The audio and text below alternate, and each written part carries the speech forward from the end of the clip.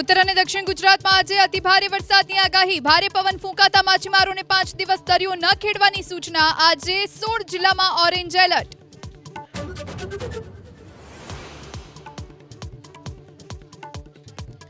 સુરતના માંડવીનો ગોળધા dam overflow થતા 7 થી વધુ ગામને કરાયા એલર્ટ. ડેમ પૂર્ણતઃ સપાટીએ પહોંચતા સાલૈયા, મોરીઠા, ટીંટોઈ સહિતના ગ્રામ્ય વિસ્તારના ખેડૂતોને થશે ફાયદો.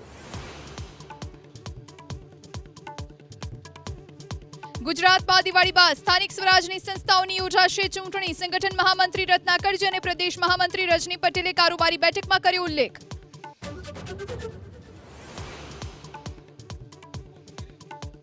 દીવ દમણ ભાજપના પ્રદેશ પ્રભારી તરીકે દુષ્યંત પટેલની નિયુક્તિ. અગાઉ દમણ, દીવ અને દાદરા નગર હવેલીના હતા સહપ્રભારી.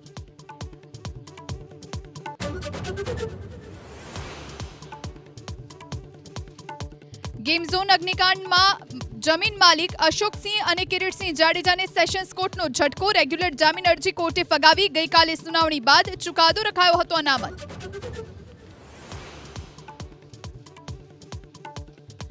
સુરતના નવી પારડીના મહિલા તલાટી 9000ની લાંચ લેતા એસીબીના સકંજામાં. વડીલોપાર્જિત જમીનમાંથી નામ કમી કરવા અંગે લાંચ માંગતા એસીબીની ટ્રેપમાં ફસાયા.